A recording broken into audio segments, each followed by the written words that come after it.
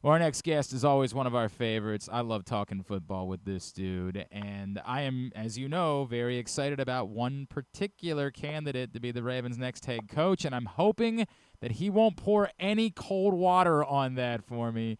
He is former NFL quarterback. He's a host out in Seattle on 710. Of course, you see him on Fox as well doing college football. He's the great Brock Huard. He's back with us now here on GCR. Brock, it's Glenn. It's always great to catch up, man. Thank you for taking the time for us. Well, Glenn, this will be a short interview. Mike McDonald is not coming back to Baltimore. Okay, good night. Have a good day. We'll talk to you later. Appreciate you. Now, what if we offer? Now, wait a second. We'll give you a Harbaugh. We'll throw in a Todd Monken. Maybe even is that still not good enough? No. We kind of like Mike out in the Pacific Don't Northwest. blame you. Don't Yeah, blame he's you. been pretty good, man. He has been pretty good for the old Seahawks. It's an awkward one where we all love him, but like I would compare it to like if I break up with a girl, I like want her to be happy. I might not have treated her as well, but I still don't want to like watch it. So this is gonna be tough for me. Like I love Yeah. Mike McDonald. I still don't know that I want to watch you guys win the Super Bowl. Like I still feel like that pain might be too real for me. Well, there's a lot of work to do, and obviously the Seahawks offense and Sam Darnold can be a little bit like a nervous parent watching all that unfold. And honestly, I think Mike, and I know we're going to get to a different Yeah. conversation, and you got questions about someone on his staff in particular, but I think for Mike, what Seattle shows you is how important fit is. And we talk about that with quarterbacks all the time, coming out of the draft, system fit, coordinator fit, culture fit, yada, yada, yada. I don't think we do that enough for coaches. We kind of talk about the bad organizations and the dysfunctional organizations, but there's more than that. And I think what I've learned watching Mike in particular follow Pete Carroll here is what a terrific hand in glove fit he would be with John Schneider.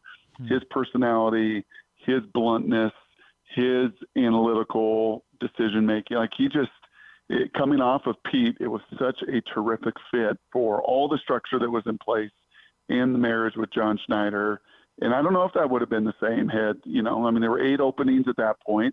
Mike is one of 4 that remains out of those 8 2 years later.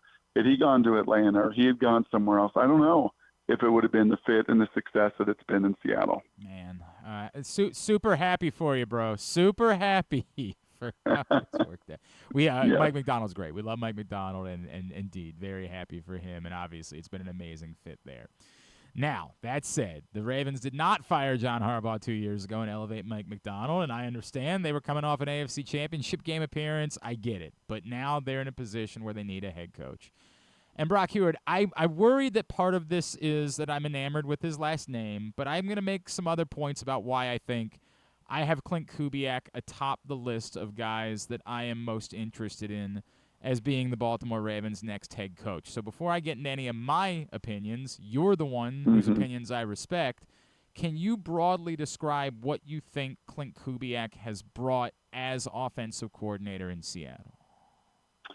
I'll go back to that hand in glove, not even complimentary, because everybody always uses that word, complimentary ball. And I think when Klint was hired and they went through that process and they interviewed a lot of coordinators last year, and there were some real sexy up and coming names and this young whippersnapper. And, Klint was coming off New Orleans. There was some good and some bad. In Minnesota, there was some good and some bad. But I think more than anything, there was just a deep institutional knowledge of the NFL. And when the pendulum swung off Ryan Grubb, who had 0 of that, you figured it would swing pretty significantly in the other direction for Mike McDonald. It's just wanting somebody that could handle that side of the building with a deep knowledge, decades in it, albeit still young, but a lot of experience as a 2-time play caller and coordinator, great rapport and relationships with a lot of assistant coaches, in particular the offensive line coach, John Benton, the old guy, veteran guy that he brought to Seattle. And it just kind of became a real slam dunk deal. And as the season just grew and grew and grew, I think you felt a lot of that continuity and the completeness, not even complimentary, but the completeness of this Seahawk team, with him really marrying his background and his kind of ball with the kind of ball that Mike wants. And yeah, man, it went into record-setting season in point differential and regular season wins, and obviously setting you up with the number one seed here in the playoffs. How would you describe what a Klint Kubiak? Because I like, to me, what jumps off the page, Brock, is I love simplifying football, and when you have special playmakers, I want the ball in their hands as much as humanly possible. And from afar, admittedly not watching every game, it appears as though that's the most simplistic part of what I can see is, hey, that freakish wide receiver that you have, just keep throwing him the ball because he's going to catch it because he's that good. Yeah. But what else should we know about what a Klint Kubiak offense is? Well, what we've seen here with our eyes, and I don't know if this is personnel, this is where it gets a little challenging, right? Because the personnel here with JSN, Sam, Cooper, you got a lot of grown-ups. Even your young guys, Charles Cross, who they just paid, Gray Zabel, who's a rookie, they're like wise beyond their years. They're grown-ups that just love ball. And Cooper, I think, was massively instrumental, Cooper Kupp, in this step for JSN and his growth. But what jumped out to me, Glenn, was how, like, early on these guys were on the same page. Remember that Sam and JSN have been together since last April. That's it. Not even a calendar year. And to watch them get on the same page and assimilate in this system this quickly. And that's the run game. That's Cooper. That's JSN. That's Rashid Shaheed, who comes in mid-season, and no one seemed overwhelmed. And that's a real compliment of what you said there, that you make the simple look complex and the complex look simple, and that illusion of complexity. And in order for all of this to happen in the expedited manner it has, there's got to be that kind of assimilation and that kind of detail and that kind of understanding. It's been really, really impressive to watch in just year one, and not even year one, like month 10, month 9 of this group all being together. That trust thing, I think, is the thing that jumps out at me, because in Baltimore there have been some questions about how much Lamar Jackson trusted his offensive coordinator, Todd Monken, and I can't speak to it specifically, and I know Todd Monken pushed back on it last week, but other players have told me it was very real. So does it feel like that was immediate, that like the players in Seattle had immediate trust despite Klint Kubiak maybe not having an extensive background and track record of success? Yeah, I don't know if it's trust, like, oh my gosh, I just trust Klint. Yeah. I don't think that's the case. And Justin Mike McDonald will tell you it was the same way with him as the first-time head coach last year. But, okay, so here's the methodologies, here's the systems, here's what we believe in. I want you to trust that, because this is a lot of it stood the test of time in this Kubiak and Shanahan tree, that you do this and you do this the right way and you buy in, special things can happen. So Klint's not a like this magnetic, huge personality. Like, he's not a Sean McVay. He's not like, but just this huge presence that walks in like, oh, I got to follow that guy. It's and he didn't have a background, where all of a sudden, like, oh, look at this and all this Super Bowl wins and pelts on the wall. Like, he did some great things. Kirk Cousins had some awesome years, and Jordan Jefferson and Carr in the first half of last year before it got banged up. Like, there's some neat stuff here that he's done enough. But we got to, like, all be in this thing and jump in this thing together. And the fear that we have in Seattle and losing him, and I think we will lose him when you interview for 6 jobs and you're number one offensive guy, and I think Atlanta, frankly, is the front runner, and we'll get to that. But, what scares me, honestly, Glenn, is like losing the O-line group they brought in, because it wasn't just John Benton. It was Rick Dennison and others that had so much experience and background. And the Seahawks, like the Ravens, are a quality organization and will spend money. There's no salary cap on staff. And, the amount of money and resources they spend, with basically like 3 esteemed offensive line coaches and personnel and people, like that, to me, was how this thing was going to turn and change. And the fact that Klint could bring those guys all aboard, as well as his run game coordinator and the pass game coordinator stuck around, like, ooh, yeah, these people, they believe in the plan and the system, and now, they got to go execute and get it done to really cement that kind of belief, if that makes sense. No, I get that. Brock Huard is with us here on GCR. Brock, there's two things I want to follow up on from what you said. One, it's interesting when you bring up like Rick Dennison's name, who of course was in Baltimore with Gary Kubiak back in 2014. That's one of the things that like jumps out at me about why I am interested in Klint Kubiak is where I know people push back on like, we love to use the word nepotism, but to me, I do think those connections, the ability to build a staff, I think it might be a little bit different than it would be for other first-time head coaches in that I think he would be able to tap into that pipeline and build a staff that might be particularly unique in comparison to other guys taking a first-time head job. Oh, I think that is true. And, how many of them would leave Seattle and do that? You mentioned Rico. Would he go back with him? Would it be Benton? What would that all look like? But he'd have a lot of folks that want to come work for him. The Kubiak name is one that is very respected with both father and son. They're not look at me guys. They're not narcissistic. I think for Klint to have been around John Schneider and Mike McDonald and watch the egoless, selfless nature of it just further adds even more evidence to the way that, when that call comes and that contract comes to be the head guy, the way he wants to do it. Pretty good examples through his life. And yeah, that would be, I think, a benefit for a first-time head coach, something different than Mike McDonald, right? Like he swung and missed with Ryan Grubb. It was late in the process. It was very, very late. Seahawks had to wait for Mike. They wanted to get him. Yep. But, he had to make a change after 1 year. I think a Kubiak would have a deeper connection, certainly on the offensive side of the ball, to make that staff pretty darn comprehensive right from the jump. Brock, famously, John Harbaugh was completely off the radar when the Ravens interviewed him in 2008, and immediately after one interview, they kind of all looked around and said, we might have something here, and that sort of was the story in Sean McVay in L.A. It sounds like your suggestion is that maybe Klint Kubiak isn't the type that's just going to bowl you over and, the proverbial win the interview in getting a job. No, he will with substance. If you want flash or whatever, and maybe John and Sean did the same thing. And then talking to Kevin Demoff, the president there with the Rams, who I've known for a long time, that's what he said, to your point, like they just knew, and pretty overwhelming, his presence and presentation and all of that. Yeah, that's not necessarily, if you were to watch the 17 press conferences of Klint Kubiak this year, I don't think you walk away going, yeah, this guy's overwhelming, and, he wows the room and he, quote unquote, wins press conferences, but he wins relationships.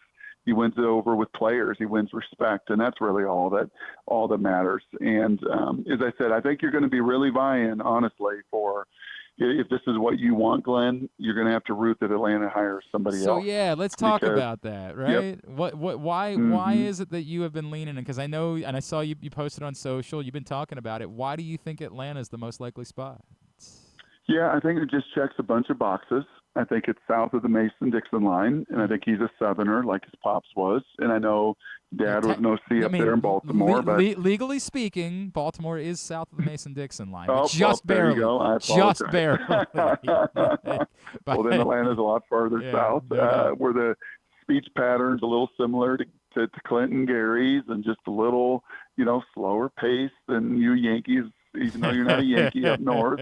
I guess you're mid-coastal, whatever. Yeah, but, mid-Atlantic is what we call it. Yeah. I think the GM thing matters, too, being able to start afresh with a new GM there. That's nothing against Ozzie and I know he's retired, but he's still around, and Eric and Costa and the rest of them. Like, man, they're obviously incredible in what they do. But, yeah, I don't know. I've got he's young. Matt Ryan is young. He's going to surround himself with young.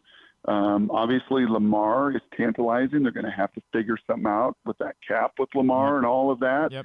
That would be you would think, a better option for what he likes to do than maybe a beat-up Michael Penix or an old Kirk Cousins. So you'd have to really, kind of lay into that. Maybe now Dad has been there, so he knows everybody there, and maybe that's the case for. I don't know.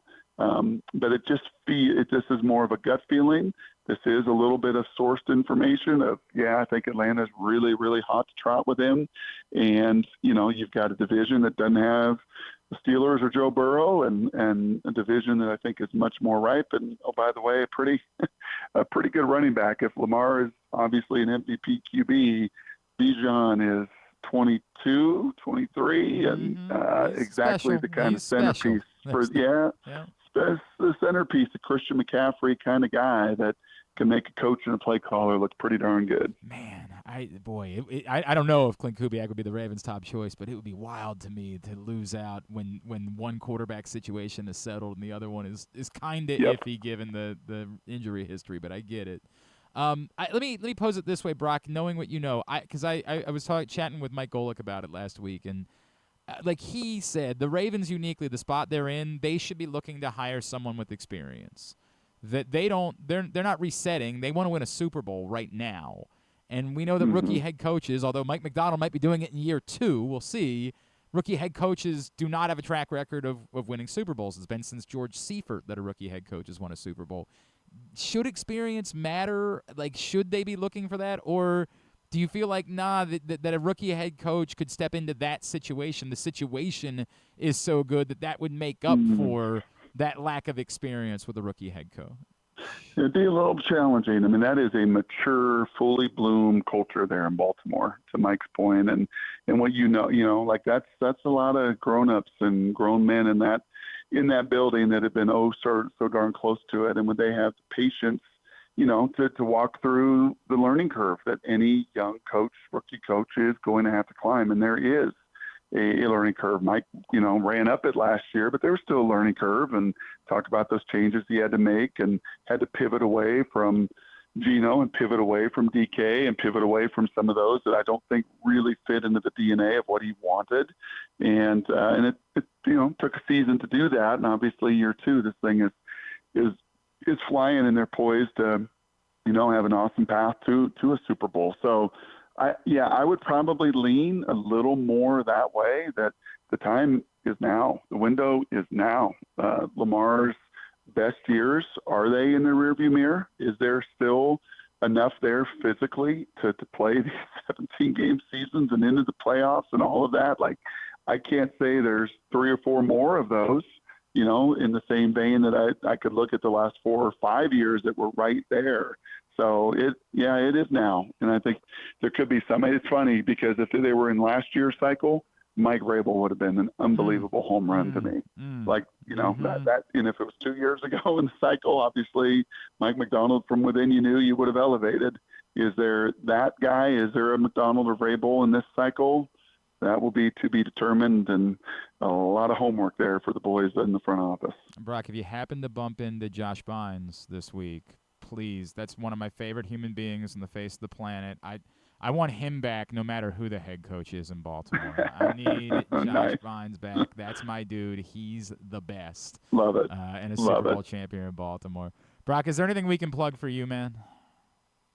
No, I'm good, man. Glenn, you're always fun to talk to, and obviously 17 years, the Brock and Salk Show is still rolling in the mornings in Seattle on Seattle sports, and we have a great time. And as you know, in a market, the difference between your team being a viable Super Bowl contender and not, it's night and day. The emotion, you feel it through the phone lines, through the text, through the viewership on YouTube and all that good stuff. So we've got it between the Mariners and the Seahawks. Can I ask a dumb? I know I've kept you long, but I got to ask this question. As a player, did you ever buy into the vibe that those of us on the other side preferred when the teams lost? Because I've dealt with that with a lot of fans where they'll say that to me, like, you guys like it when the team loses, and what you just said is definitive explanation of why that's not even remotely true. That's right.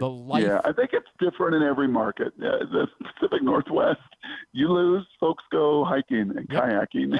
And they get away. Yep, 100%. In Detroit and Dallas and Baltimore, Philly, I don't know, man. They like to, they like to have their pound of flesh a little more than the passive-aggressive Pacific Northwest.